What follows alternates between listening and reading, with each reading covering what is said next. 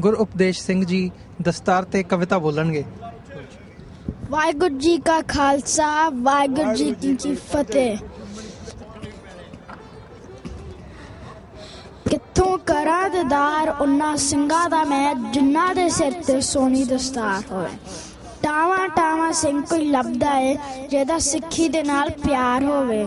ਉਹ ਪੁੱਤਰ ਨਹੀਂ ਸਪੁੱਤਰ ਖਵਾ ਸਕਦਾ ਜਿਹੜਾ ਸੂਰਤ ਬਾਪ ਦੀ ਧਾਰਦਾ ਨਹੀਂ, ਜਿਹੜਾ ਬਾਪ ਤੇ ਅਸੂਲਾਂ ਤੇ ਚੱਲਦਾ ਨਹੀਂ ਤੇ ਕੇਸਾਂ ਤੇ ਪੱਗ ਸ਼ਿੰਗਾਰਦਾ ਨਹੀਂ।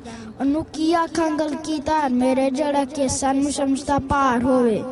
ਕਿੱਥੋਂ ਕਰਾਂ ਦੀਦਾਰ ਉਹਨਾਂ ਸਿੰਘਾਂ ਦਾ ਮੈਂ, ਜਿਨ੍ਹਾਂ ਦੇ ਸਿਰ ਤੇ ਸੋਹਣੀ ਦਸਤਾਰ ਹੋਵੇ। ਸਿੱਖੀ ਸਿਖਾਉਂਦੀਆਂ ਮਾਪਿਆਂ ਦਾ ਹੁਕਮ ਮੰਨਣਾ, ਇਹ ਕਿੰਤੂ ਪਰੰਤੂ ਜਾਣਦੀ ਨਹੀਂ। ਉਹ ਅੰਦਰ ਪ੍ਰਤੱਖ ਗੁਰਬਾਣੀ ਦੇ ਨਾਲ, ਭਾਵੇਂ ਧਰਤੇ ਮੁਸੀਬਤ ਹਜ਼ਾਰ ਹੋਵੇ। ਕਿੱਥੋਂ ਕਰਾਂ ਦੀਦਾਰ ਉਹਨਾਂ ਸਿੰਘਾਂ ਦਾ ਮੈਂ, ਜਿਨ੍ਹਾਂ ਦੇ ਸਿਰ ਤੇ ਸੋਹਣੀ ਦਸਤਾਰ ਹੋਵੇ। ਲੱਖਾਂ ਸਿੰਘਾਂ ਨੇ ਦਿੱਤੇ ਸੀਸ ਆਪਣੇ, ਤੈਨੂੰ ਬਖਸ਼ੀਆਂ ਮੂਰਖਾਂ ਸਰਦਾਰੀਆਂ ਨੇ।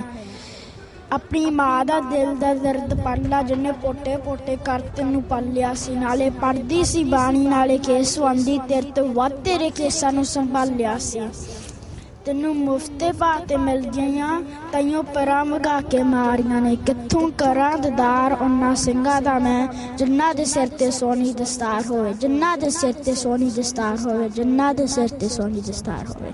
ਵਾਹਿਗੁਰੂ ਜੀ ਕਾ ਖਾਲਸਾ, ਵਾਹਿਗੁਰੂ।